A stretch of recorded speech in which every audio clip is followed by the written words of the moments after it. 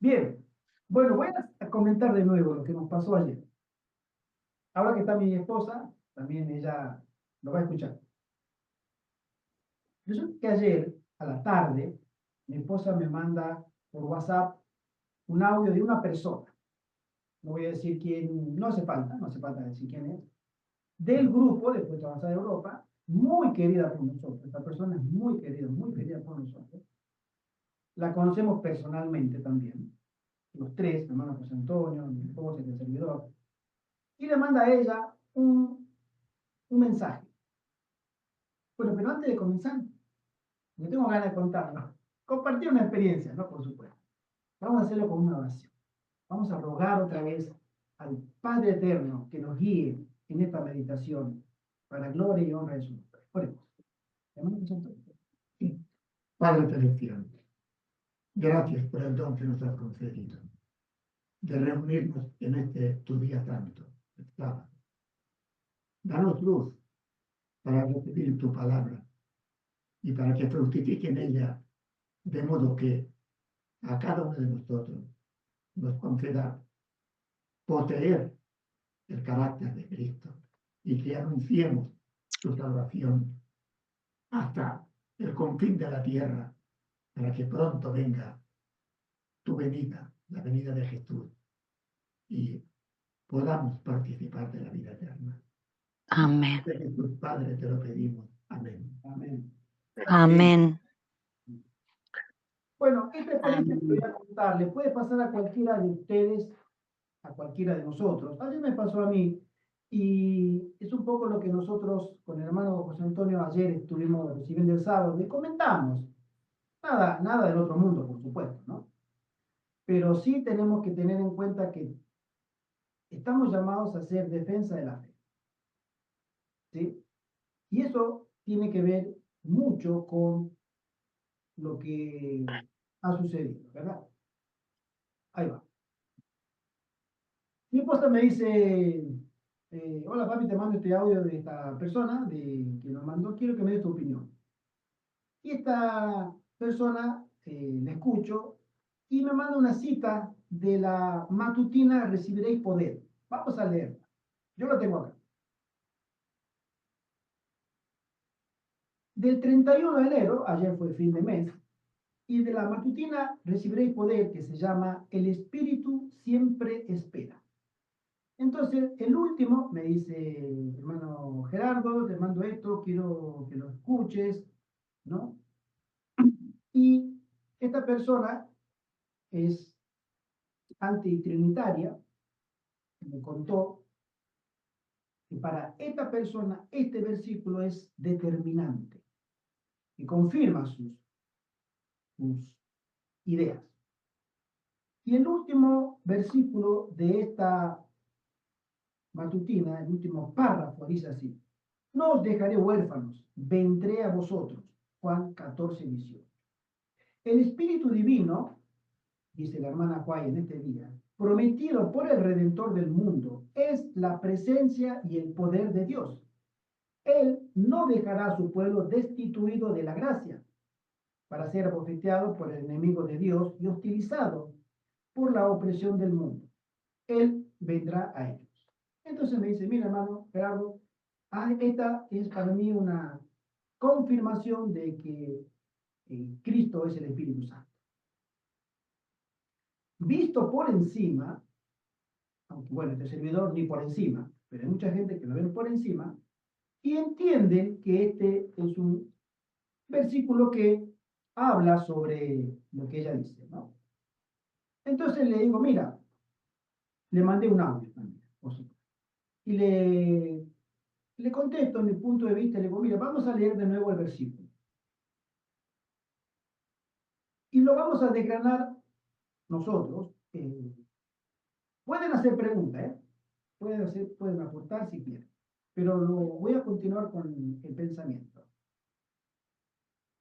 Cuando acá se menciona, dice Jesús en Juan 14:18, no los dejaré huérfanos, vendré a ustedes. Y voy a parafrasear, voy a poner otras palabras, sinónimos, en los lugares que tenga para que lo entendamos mejor. Dice así el párrafo. El Espíritu Santo, prometido por nuestro Señor Jesucristo, es la presencia y el poder de Dios. Eso se entiende fácilmente. Habla del Espíritu Santo. El Espíritu Santo, que es prometido por nuestro Señor Jesucristo, ese Espíritu Santo es la presencia y el poder de Dios. No se refiere a Cristo, está hablando del Espíritu Santo. Él, el Espíritu Santo, no dejará a su pueblo destituido de la gracia o de los regalos o de los méritos que Cristo consiguió para su iglesia, para que sea bofeteada por el enemigo de Dios y hostilizada por la opresión del mundo. Esa es la correcta interpretación. Pero ese versículo o ese pequeño párrafo, cuando dice el Espíritu Divino prometido por el Redentor del mundo, es la presencia y el poder de Dios. Entonces, pero no habla de Cristo, habla del Espíritu Santo. Aunque uno pueda entender, no, pero es el Cristo es la presencia. No está hablando de Cristo, está hablando del Espíritu Santo. Sin embargo, en el párrafo anterior, ¿sí? Lo voy a leer. El penúltimo párrafo del 31 de enero de la matutina Recibiréis Poder de la hermana Juárez, dice así: Jesús vino al mundo, vivió una vida santa y murió para entregarle a su iglesia su legado precioso e invalorable. Hizo a sus discípulos depositarios de las doctrinas más preciosas para ponerlas en las manos de su iglesia. Si la mezcla de los errores y las tradiciones humanas se dio a conocer a sí mismo como la luz del mundo y el sol de justicia. No hay ningún problema, eso se entiende perfectamente. A ella, dice la hermana White, ¿de quién está hablando? De la iglesia, ¿sí? Porque dice, hizo a sus discípulos depositarios de las doctrinas más preciosas para ponerlas en las manos de su iglesia. Habla de la iglesia. A ella le prometió el Consolador, el Espíritu Santo, que el Padre enviaría en su nombre. ¿En nombre de quién? De nuestro Señor Jesucristo. Cuando nosotros entendemos este texto, ¿sí? El versículo principal, el que encabeza la matutina, que la matutina se llama El Espíritu siempre espera, recibiréis poder 31 de enero, ayer, dice Jesús en Juan 14, 26. Ese es el versículo que encabeza, habla del Espíritu Santo. Pero el Consolador, el Espíritu Santo, a quien el Padre enviará en mi nombre, dice Jesús, Él les enseñará todas las cosas y les recordará todo lo que yo les he enseñado. Acá tenemos tres personas. Si nosotros vamos a la sintaxis básica de un lenguaje, el nuestro, el castellano, nosotros tenemos las tres personas del singular, que soy yo, tú, él. Jesús habla en primera persona. Segunda persona es tú y tercera persona es él, en singular. El Consolador, ¿sí? Jesús dice, habla en tercera persona porque le está hablando a los discípulos. No habla al Consolador, sino habla a los discípulos diciéndole que el Consolador, a quien el Padre, tercera persona, enviará en mi nombre, primera persona, Él, otra vez el Espíritu Santo, les enseñará todas las cosas y les recordará todos los que yo, primera persona, les envía. Cuando nosotros desgranamos sintácticamente todo este pequeño versículo, nos encontramos que cae por sí mismo el contenido de lo que sería que Cristo es el Espíritu Santo. Porque si Cristo manda a su representante o embajador, él no puede estar en el mismo lugar. Y voy a citar el mismo ejemplo que le cité a esta persona. Vamos a poner un nombre ficticio. José Antonio. aunque no es ficticio, es real acá mismo. Con mucho gusto. Si yo le mando a José Antonio a que me represente a mí y le digo, José Antonio, tú quiero que vayas a esa reunión y hables las cosas que yo quisiera que hables, ¿sí? Y tú me vas a representar a mí. Eso es algo completamente lógico, porque él irá a cumplir la tarea y yo le pediré, José Antonio, hay una reunión para que hay que hablar allá, toma el tema este, quisiera que lo hablara. Es un ejemplo, ¿sí? Pero, y él va a hacer ese trabajo porque me está representando, vengo en el nombre del hermano Gerardo. Ahora, fíjense ustedes, si yo voy y le digo, llego a un lugar y le digo a la persona, yo vengo representando al señor Gerardo. Ah, muy bien, muy bien. ¿Y cómo se llama usted? Gerardo. Es lógico, yo no puedo representarme a mí mismo. Es imposible. ¿Por qué? Porque no se puede, yo no puedo representarme a mí mismo. Yo soy yo. Ahora, digo, si le digo a José Antonio, tú me vas a representar, entonces quiere decir que él, tercera persona, está allá y yo estoy acá. Yo no puedo estar acá y allá, porque si yo estoy allá, él no tiene razón de ser, porque no me representa, yo ya estoy allá, estoy presente. Pero si no estoy presente, alguien me representa. Entonces, si yo estoy acá y estoy allá, ¿para qué está él allá? Si yo estoy allá. Y no es un juego de palabras, es un raciocinio de la sintaxis básica de una comunicación entre personas. Ahora, si Jesús está hoy en el lugar santísimo como sumo sacerdote, en el lugar, en el santuario celestial, ejerciendo su función de sumo sacerdote y juez, él no está en la tierra. Por eso él dice, yo les mandaré, ¿sí?, el Consolador, el Espíritu Santo, a quien el Padre enviará en mi nombre. Él, dice él, no dice yo les enseñaré a través de él. No, él les enseñará las cosas y os recordará todo lo que yo les he enseñado. Y les o os recordará es otra vez tercera persona. Es decir, es inviable en el lenguaje sano y coherente que dos personas ocupen el mismo lugar cuando es primera y tercera persona. Si yo le digo al hermano José Antonio, quiero que vayas a tal lugar y tú me representes, quiere decir, eso significa que yo no estoy allí. Cuando un embajador en un país se presenta y tiene la embajada, esa embajada, vamos a suponer España, y acá hay una representación de una embajada, vamos a poner un país, Italia. Viene el embajador de Italia. El embajador de Italia representa ¿qué?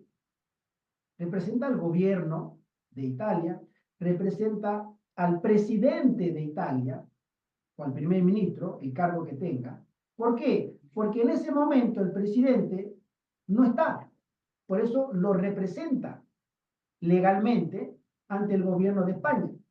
Ahora, si llega el presidente de Italia allí, ¿quién tiene realmente más poder? ¿El representado o el representante?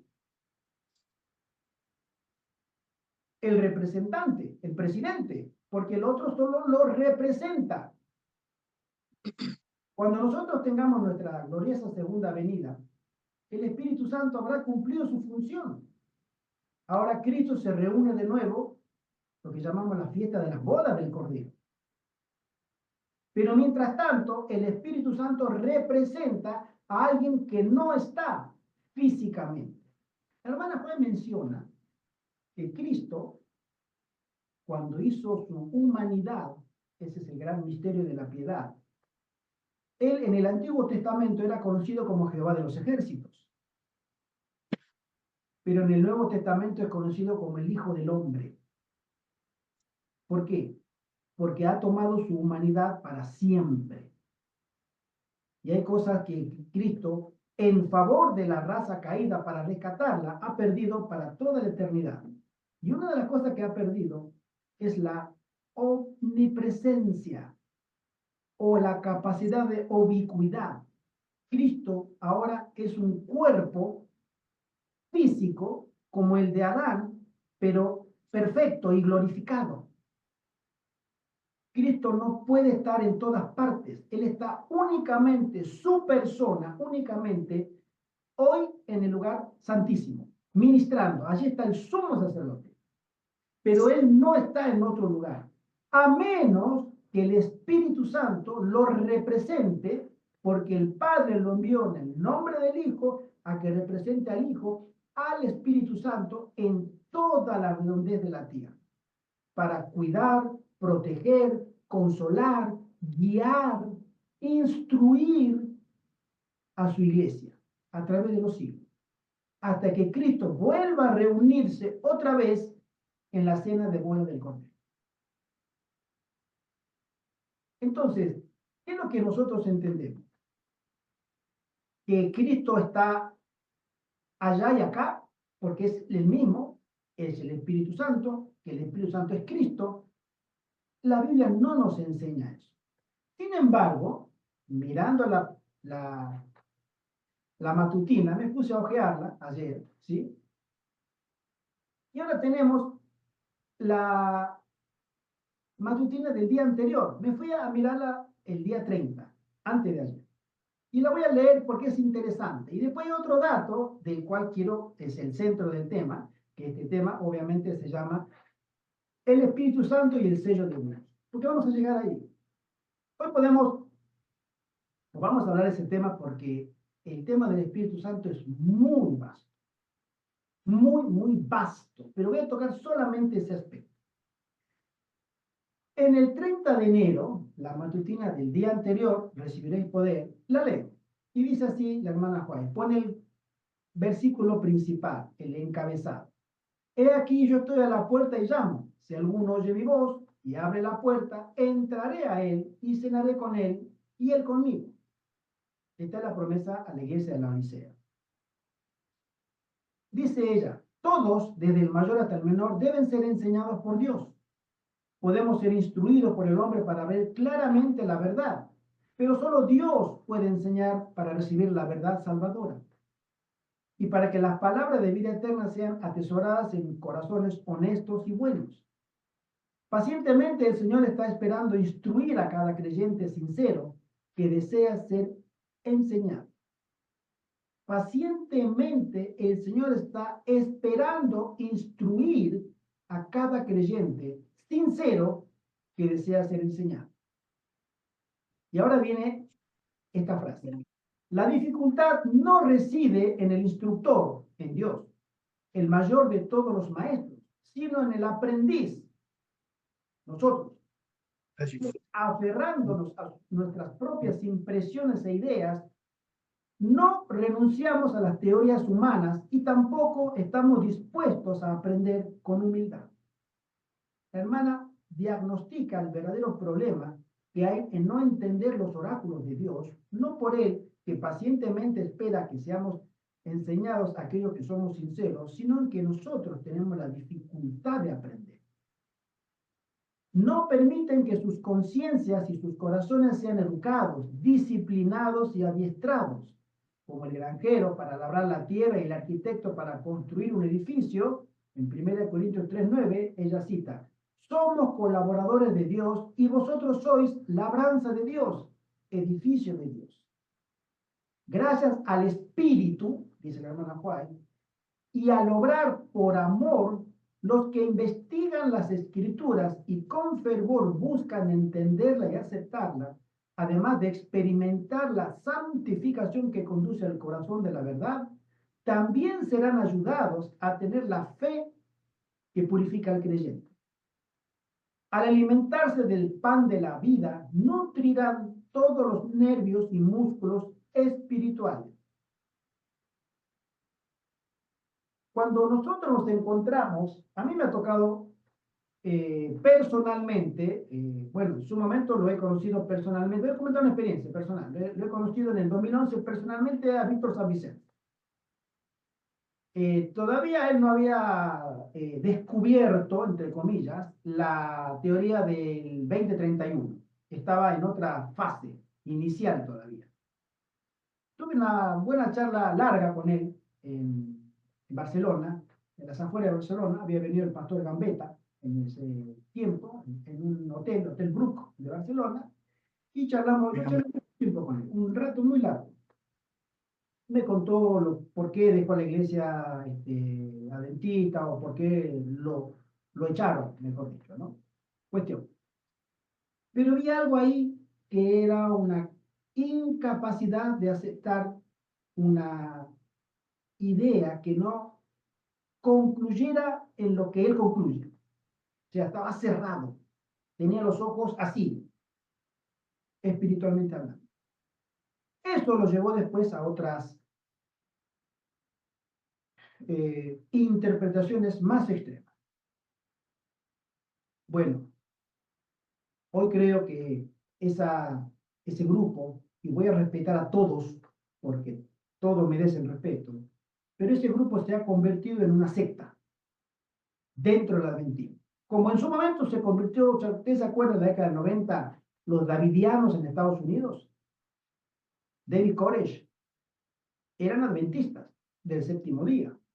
Y sin embargo, el líder, David Koresh, comenzó a tener mujeres ajenas en la granja, en Texas, en Waco, y empezó a tener, salir, meterse en la cama con la mujer de aquel, la hija de aquel, la mujer, era un desastre.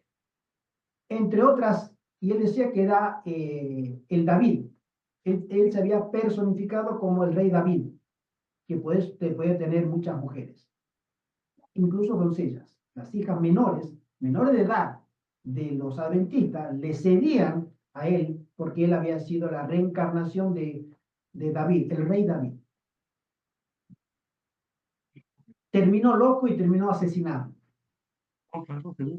Los que hayan mirado su historia, el FBI los encerró, empezó un tiroteo y bueno, terminó mal todo eso. Todos murieron. Bueno, es una secta. La iglesia adventista fue muy mal señalada y la iglesia adventista obviamente, me acuerdo perfectamente porque se siguió en las noticias, eh, se descargó de todo esto porque decía que no tiene nada que ver con la iglesia adventista. Pero seguían las doctrinas de la iglesia adventista. Bueno, este muchacho va por ese camino, ¿sí? Y que el Señor lo reprenda. Y lo digo con mayúsculas, que el Señor lo reprenda. Porque dentro de la iglesia adventista están surgiendo herejías que van perdiendo y van obnubilando, torciendo y taponando los oídos espirituales y la visión espiritual de muchos hombres y mujeres que desean seguir a Dios. Pero que, como dice la hermana White, no están capacitados porque no son humildes en aprender. Hace poco me comentaba un hermano que incluso Víctor San Vicente hoy se cree el Elías el tisbita, la personalidad de él, ¿sí?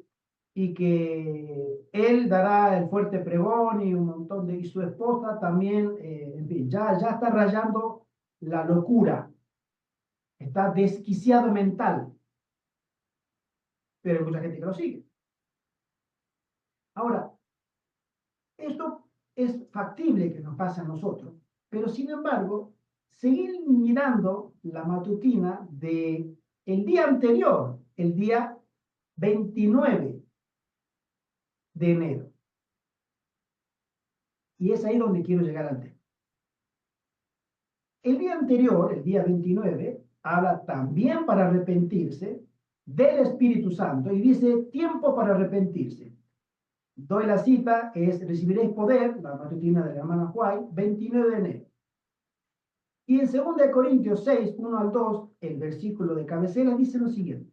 Así pues nosotros, como colaboradores suyos, os exhortamos también a que no recibáis en vano la gracia de Dios. Porque dicen, En tiempo aceptable te he oído y en día de salvación te he socorrido. He aquí ahora el tiempo aceptable y he aquí ahora el día de salvación. Y la hermana Juárez le escribe una carta a un hermano con un apellido que comienza con la letra P. Vamos a poner un apellido y comienza con la letra P. Pearson, en inglés. Vamos a ponerle Pearson. Y le dice, hermano Pearson, usted pregunta si ha cometido el pecado que no tiene perdón en esta vida o en la venidera. Contesto que no veo la menor evidencia de que este sea el caso. Ella le contesta, le responde, ¿en qué consiste el pecado contra el Espíritu Santo? En atribuir voluntariamente a Satanás la obra del Espíritu Santo. Supongamos, por ejemplo, dice la hermana Juárez, estoy leyendo, que uno presencia la obra especial del Espíritu de Dios. Tiene evidencia convincente de que la obra está en armonía con las Escrituras y el Espíritu testifica a su Espíritu, a nosotros, que es de Dios. Pero más tarde cae bajo la tentación, lo domina el orgullo, la suficiencia propia o alguna otra característica mala y, rechazando toda la evidencia de su carácter divino, declara que lo que antes conoció como ser del Espíritu Santo era poder de Satanás. Ese, dice la hermana White, es el pecado imperdonable. Atribuirle al Espíritu Santo la obra de Satanás. Por medio de su Espíritu, sigo leyendo, es como Dios obra en el corazón humano. Y cuando los hombres rechazan voluntariamente al Espíritu y declaran que es de Satanás, cortan el conducto por medio del cual Dios puede comunicarse con ellos. Al negar la evidencia que a Dios le agradó darles, apagan la luz que había resplandecido en sus corazones y como resultado son dejados en tinieblas. Así se cumplen las palabras de Cristo. Mira pues si la lumbre que hay en ti es tinieblas. Lucas 11:35. Por un tiempo, sigue diciendo la hermana Juárez, las personas que han cometido este pecado pueden aparentar ser hijos de Dios, pero cuando se presentan circunstancias que han de desarrollar el carácter, acá viene la crisis, y manifestar qué clase de espíritu las posee, se descubrirá que están en el terreno del enemigo bajo su negro estandarte.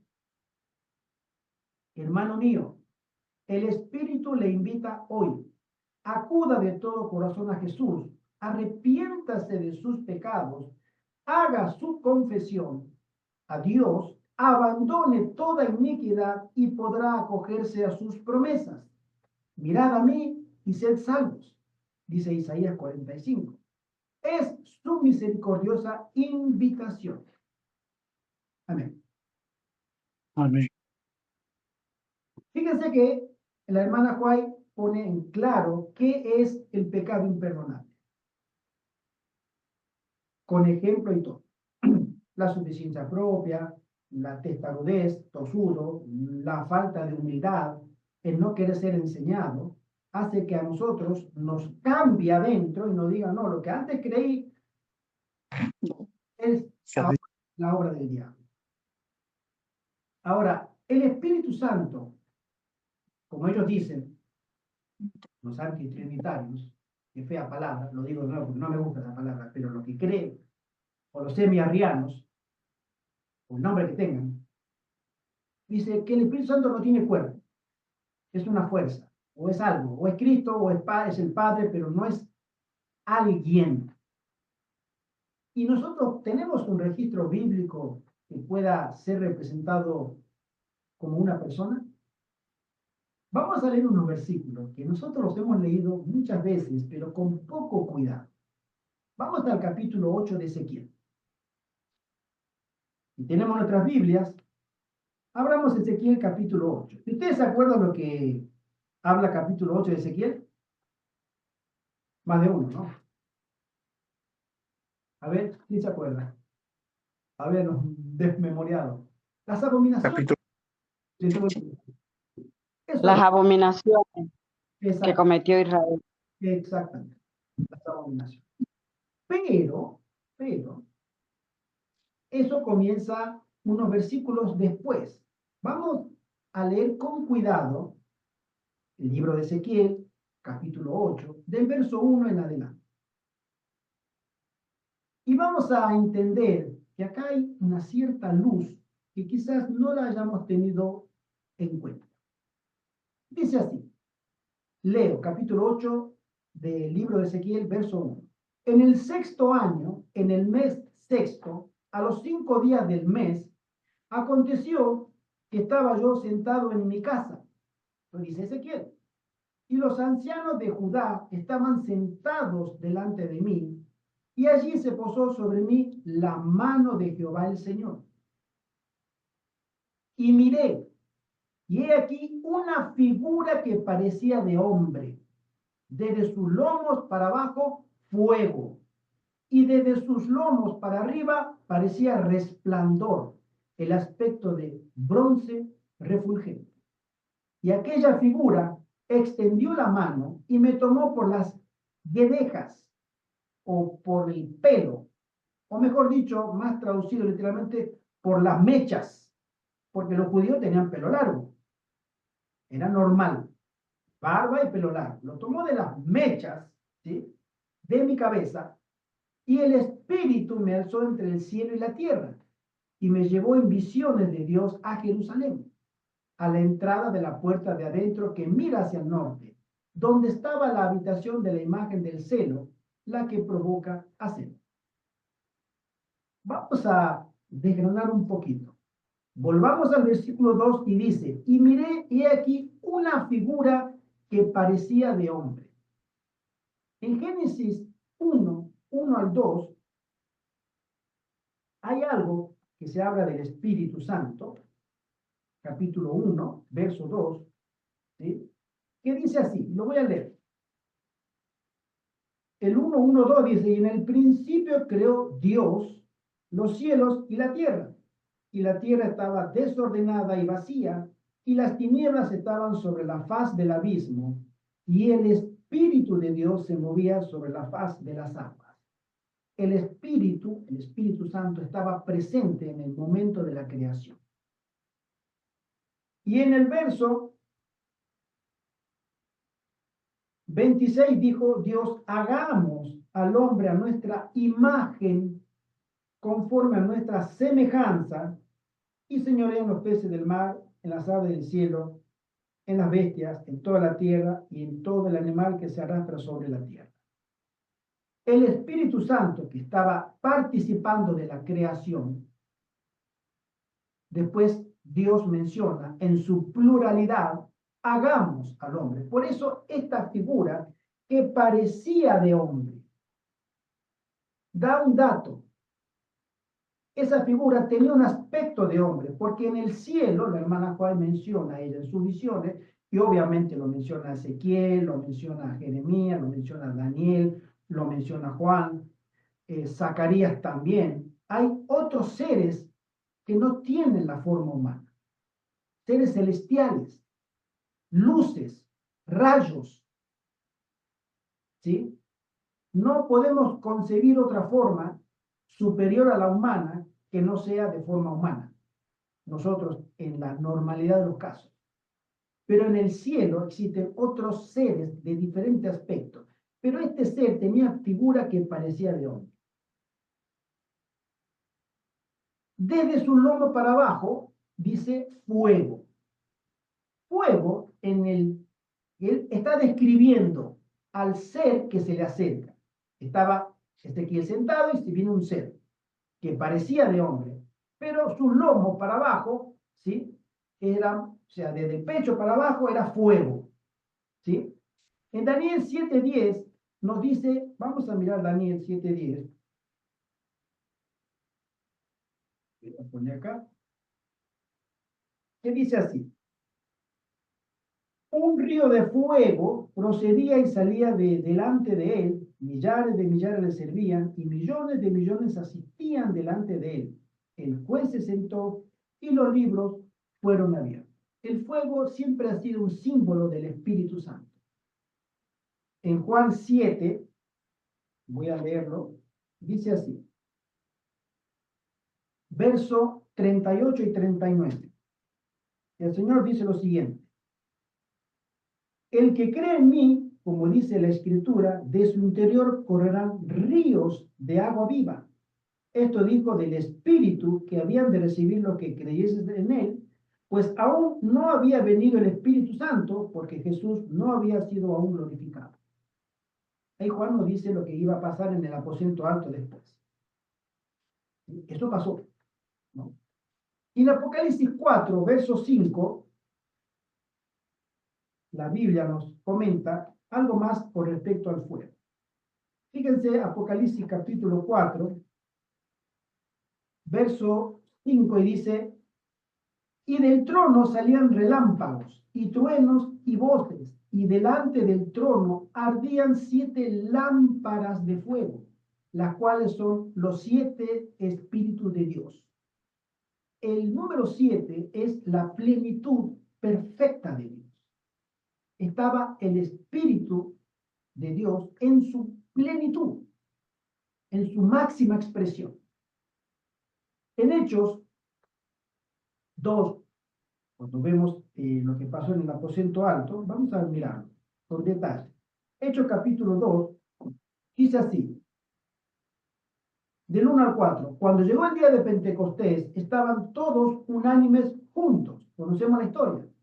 Y de repente vino del cielo un estruendo como de un viento recio que soplaba, el cual llenó toda la casa donde estaban sentados. Y se les aparecieron lenguas repartidas como de fuego, asentándose sobre cada uno de ellos. Y fueron todos llenos del Espíritu Santo. Y comenzaron a hablar en otras lenguas, según el Espíritu les daba que hablasen. Ahí otra vez el Espíritu es representado por fuego. Y eso fue real. Esto cumple la promesa de Juan el Bautista en Mateo 3:11, que dice, yo la verdad, dice Juan el Bautista, yo la verdad os bautizo en agua para arrepentimiento, pero el que viene tras de mí, por Jesús, cuyo calzado yo no soy digno de llevar, es más poderoso que yo. Él os bautizará en Espíritu Santo y fuego. O sea que Ezequiel miró a ese ser divino, o a ese ser de apariencia humana, pero del pecho para abajo, fuego, ¿sí? Y el fuego siempre es símbolo del Espíritu Santo. Entonces,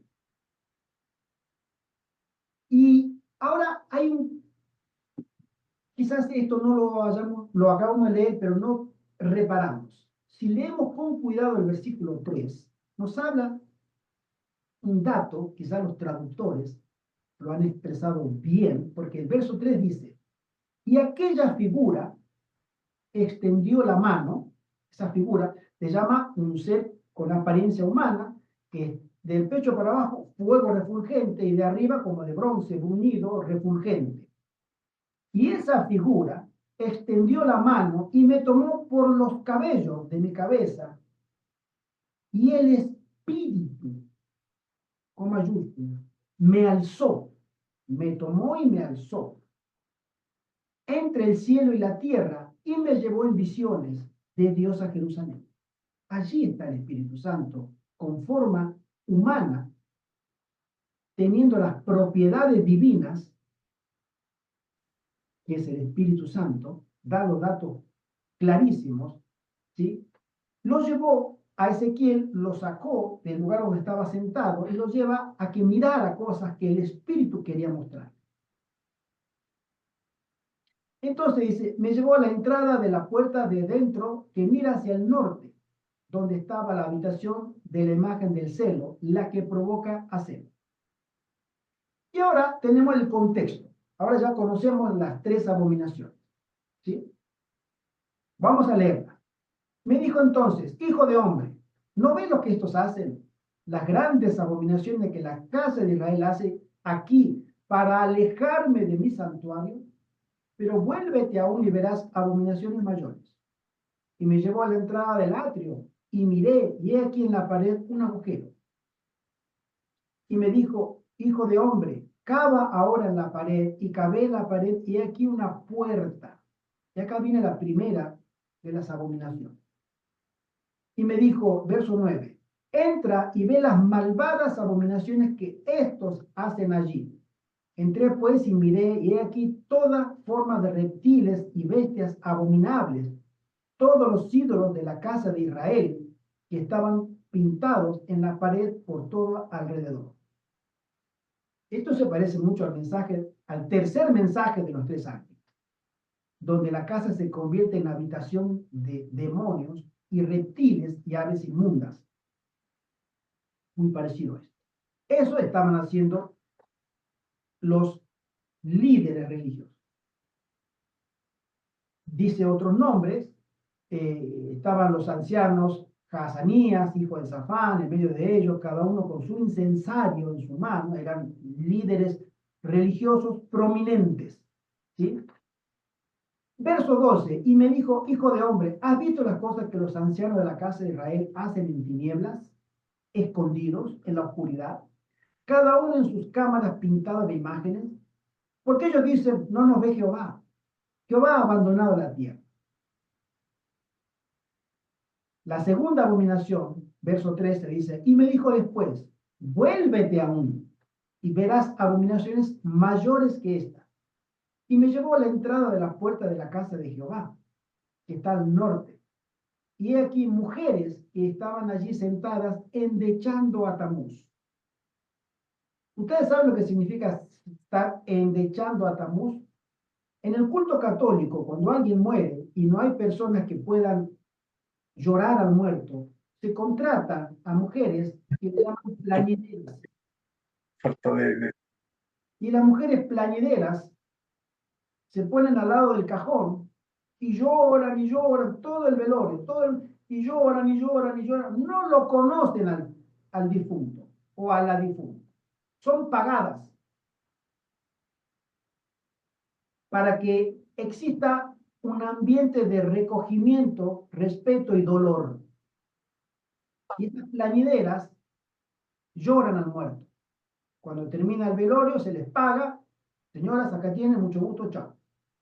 Bueno, estas mujeres hacían lo mismo, pero los demonios rogaban, lloraban, lamentaban lo que estaba pasando, pero los ídolos, eso era estar endechando, sentadas, endechando a Tamuz, que era uno de los principales dioses babilonios. Era una abominación, ¿sí? Pero se hacía en el templo de Jehová, dentro del campamento de Jehová. Que lo haga Babilonia es una cosa, pero traer a las prácticas de Babilonia al campamento de Jehová, para Dios era una abominación. El verso 15 dice, luego me dijo, ¿no ves, hijo de hombre? Vuélvete, aún verás abominaciones mayores que esta. Y ahí viene la tercera y la peor de todas, la que nos espera a nosotros ahora. Que dice así, verso 16, y me llevó al atrio de adentro de la casa de Jehová, y aquí junto a la entrada del templo de Jehová, entre la entrada y el altar, como 25 varones, sus espaldas vueltas al templo de Jehová. Si nosotros recordamos la ubicación que tenía el templo era un rectángulo grande, pero tenía una sola entrada. Tenía los 4 laterales, pero una sola entrada. Esa entrada estaba siempre el que entraba, el judío que entraba a llevar el corderito y lo sacrificaba en el atrio, tenía que hacerlo de espalda al sol, porque la ubicación geográfica era que la puerta estaba, lo que nosotros decimos, al oriente, miraba hacia el sol. Pero tú para entrar, tú tenías que voltear al sol y entrar.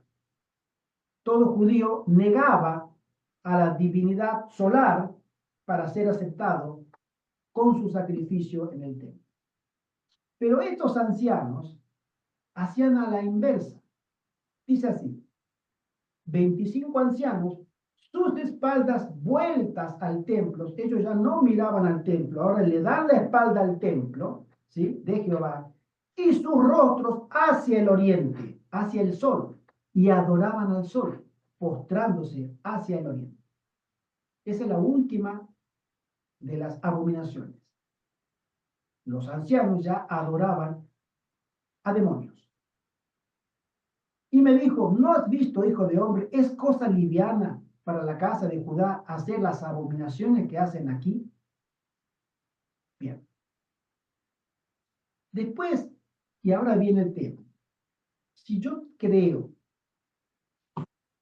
que el Espíritu Santo me sella para salvación en Efesios y me sella al final del tiempo para evitar las plagas, porque en el primero se presenta, capítulo 8, Ezequiel presenta una visión donde el Espíritu Santo en forma corpórea lo toma a él y lo lleva y le hace un recorrido de todas las abominaciones que se hacían.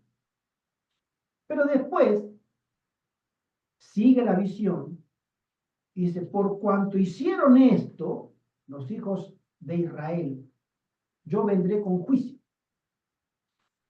Vamos a Ezequiel capítulo 9 y verso 1 dice así, clamó a mis oídos con gran voz diciendo, los verdugos de la ciudad han llegado y cada uno trae en su mano su instrumento para destruir. Yo no sé qué instrumento, acá hablan de un instrumento. Ezequiel conocía las lanzas, las espadas, puñales, escudos y otro arco y flecha, no sé, los instrumentos de guerra de ese momento. Pero él no escribe eso, él dice algo traen, instrumentos para destruir. Los seres celestiales. Y he aquí que 6 varones venían del camino de la puerta de arriba que mira hacia el norte, y cada uno traía en su mano su instrumento para destruir. Y entre ellos había un varón vestido de lino. Cuando habla de un varón vestido de lino, sigo leyendo el versículo, el cual traía a su cintura un tintero de escribano, y entrados se pararon junto al altar de bronce, a la entrada del santuario. Y la gloria del Dios de Israel se elevó por encima del querubín, sobre la cual había estado el umbral de la casa, y llamó Jehová al varón vestido de lino, que tenía a su cintura el tintero de escribano. Ellos llegan, los 6 varones, y este ser, el séptimo, que venía con vestido de lino. De venir con vestido de lino significa que podía tener acceso al santuario. Los otros se quedaron afuera, no podían entrar. Y una voz del lugar santísimo lo llama al que traía el tintero, ven. Y el que traía el tintero con vestido de lino era un ser que tenía acceso a la presencia de Dios, directa, en el Santísimo. ¿Sí? Y le dijo Jehová, pasa por el medio de la ciudad, por el medio de Israel, por el medio de Jerusalén, y ponle una señal en la frente a los hombres que gimen y claman a causa de las abominaciones que se hacen en medio de ella, de las que ya había presenciado. Y a los otros dijo, oyéndolo yo, Ezequiel, pasad por la ciudad en pos de él, vayan con él detrás de él y maten. No perdone vuestro ojo, ni tengáis misericordia. Matad a jóvenes, viejos, vírgenes, niños y mujeres, hasta que no quede nadie, ninguno. Pero a todo aquel sobre el cual hubiere señal, no os acercaréis, y comenzaréis por mi santuario. Comenzaron pues desde los varones ancianos que estaban delante del templo, de aquellos que estaban haciendo las abominaciones. Y les dijo, contaminad la casa y llenad los atrios de muertos. Salid, y salieron y mataron en la ciudad. Y queridos hermanos, ¿cómo yo puedo, porque ayer hablaba con el hermano José Antonio, cómo yo puedo, siendo adventista del séptimo día, pretender ser sellado por el Espíritu Santo cuando yo niego al Espíritu Santo? ¿Y saben por qué? ¿Cómo yo puedo decir, no, soy, ustedes los trinitarios están engañados, esto lo dicen ellos, ¿no? Porque ustedes han creído en el concilio de Nicea, en el año 321, ustedes son católicos disfrazados, bla, bla, bla, bla, bla. Sin embargo, ¿cómo yo puedo ser sellado cuando al sellador le digo, tú no eres, no te quiero a ti, no, tu obra no es de Dios, es del diablo? ¿Y saben por qué? Vamos a otra vez a la matutina del día 29 de enero y dice la hermana Juárez, lo vuelvo a leer. ¿En qué consiste el pecado contra el Espíritu Santo? El sellador. El Espíritu Santo es el único que tiene la capacidad de Dios de discernir los corazones y ejecutar juicio si tú has sido pesado en balanza y hallado falto, o tú has sido pesado en balanza y has sido hallado justo. No hay un ángel que tenga esa capacidad de dirimir una sentencia. Solamente lo hace Dios. Él tiene la autoridad. Es el juez.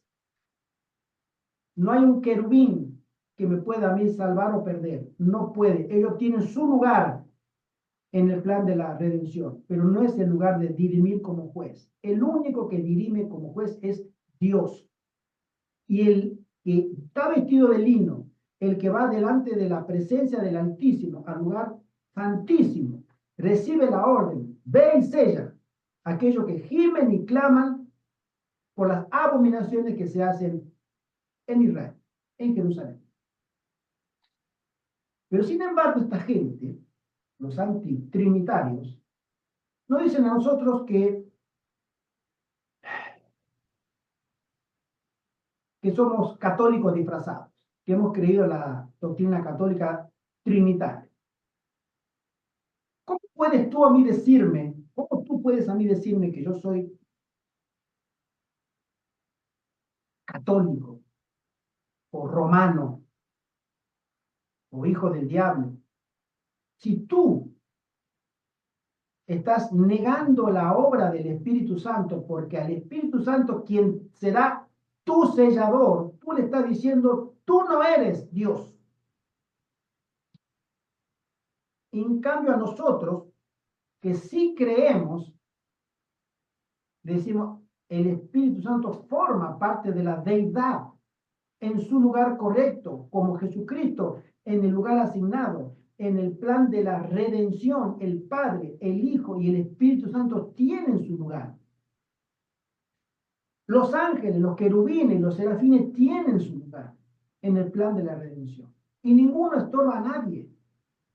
Los hijos e hijas de Dios santificados y justos tienen su lugar en el plan de la redención de las almas. Y nadie molesta a nadie. Nadie anula a nadie. Sin embargo, tú a mí me estás diciendo de que nosotros somos romanos. Tú estás negando al Espíritu Santo. ¿Sabes por qué? Porque a la obra del sellador le está diciendo, no, tú no eres el sellador. Tú vienes de Roma, tú traes el concilio de Nicea y tú traes la doctrina católica. Al Espíritu Santo ellos le están dando la obra de Satanás, que la que vino haciendo durante siglos en Babilonia, especialmente en la iglesia romana, cabeza visible de Babilonia. Esa obra se la están atribuyendo al Espíritu Santo. Por eso, la hermana Juárez menciona que en atribuir voluntariamente a Satanás la obra del Espíritu Santo es el pecado imperdonable. Y nosotros, aquellos que somos fieles primero a la tradición, no a la tradición, sino a las sagradas escrituras, somos fieles al testimonio de Jesucristo, y somos fieles a los testimonios también dados a la sierva del Señor para el último tiempo. Sostenemos que la divinidad está formada por el Padre, el Hijo y el Espíritu Santo. Pero ellos dicen, no, el Padre sí, el Hijo sí, pero el Espíritu Santo no. ¿Cómo tú puedes rechazar al Espíritu Santo, quien te sellará, quien determinará si tú realmente calificas para ser sellado. Ah, yo quiero el sello, pero no creo en el sellador. Esa obra que es del sellador es de Satanás, o es de Roma, o es trinitaria, o es católica, o es romana. Es igual. Esto es serio, mis hermanos. Es muy serio. Esta herejía a la que la hermana Juárez le llama la apostasía omega, la relaciona directamente con la apostasía alfa de John Harvey Kellogg a comienzo del siglo XX, cuando yo le digo que la apostasía alfa consistía en interpretar a Dios. Y este doctor, que terminó mal, él interpretó a Dios como algo etéreo, no personal. Dios está en todas partes, el panteísmo. Y así será el fin del tiempo. No interpretemos a Dios. Ah, no. Hay quienes dicen que Jesucristo también es creado. En algún momento fue creado, pero Él no es Dios, enteramente Dios como el Altísimo. Esas herejías nos están llegando hoy todas las semanas. Por eso nosotros tenemos que tener mucho cuidado en quién prestamos oído y a quién hacemos casos y con quién nos juntamos también. Porque ángeles caídos acompañan a todas partes a los engañadores. Y su séquito y su influencia acompañan a cada uno de estos que enseñan el error. Esto lo habla muy bien en el video el hermano adventista Roger Murnau. Muy interesante su testimonio. La influencia que tiene esta gente, todo el 2031, los mesiánicos, los de la vara del pastor, los de los antitrinitarios, especialmente ellos, se dedican a denigrar al Espíritu Santo, rechazar el Espíritu Santo. Ah, pero yo quiero el sello, yo quiero el sello, yo quiero el sello, quiero ser sellado. Tú no serás sellado. Tú niegas al Espíritu Santo, quien te dará el sello, y primero antes del sello, quien te evaluará para ver si calificas para ser sellado. Ah, pero tú quieres el sello. Tú no puedes tener jamás el sello si niegas al sellador. Y eso es algo que nosotros debemos entender muy bien. Vivimos tiempos muy difíciles. De ahí es que nosotros debemos entender que la palabra de Dios nos es luz en medio de las tinieblas espirituales. Debemos estudiarla. Mis queridos hermanos, debemos hacer defensa de la fe con mansedumbre para que antes de confirmar a otros, nos confirmemos a nosotros mismos en la sana doctrina. ¿Cómo podemos negar al Espíritu Santo atribuyéndole su obra a la de Satanás y pretender tener el sello? Cuídate, hermano. Cuidado. El Espíritu Santo es una persona.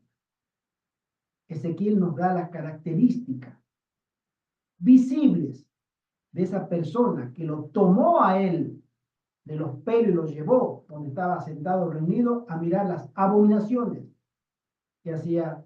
Y ese mismo ser es el que nos sellará al final del tiempo. Solo Dios puede determinar si calificamos o no cuando nuestro nombre pase por los libros del cielo. Y ese nombre, el de cada uno de nosotros, pasará una sola vez. Y ese momento del juicio es una sola vez. No pasará 2 veces, 3, 5 veces, a ver si mejoraste, a ver si cambiaste. Cuando ese nombre pase, pasará una sola vez. Y ahí se te evaluará. Y ese juicio, el de los vivos, no está lejano. No está lejano. Que tenga el Señor misericordia de cada uno de nosotros. Tomemos con seriedad este ser cristiano, porque Satanás toma con mucha seriedad ser enemigo de la verdad. Que el Señor nos bendiga y que el Señor nos guarde. Amén. Amén. Amén. Amén. Bueno, Amén. que el Señor nos bendiga. Así. Estudiemos, Amén. Amén. tenga misericordia. Amén. Oremos. Amén. Padre nuestro que estás en el cielo, Señor, gracias por este momento que nos das. Padre, te rogamos y te suplicamos que tengas misericordia de toda tu iglesia para prepararnos para estar a la altura de la circunstancia y crisis que se avecina. En el nombre de Jesús te lo suplicamos. Amén. Amén. Amén. Amén. Feliz sábado para todos y todas. Amén. ¿Sí? Vale, feliz sábado. Muchas bendiciones. Feliz sábado, hermano. Un abrazo. Feliz sábado. Adiós. Feliz sábado para Feliz todos. sábado. Muy pronto. David, Bendiciones. María Luz. Gracias. Adiós.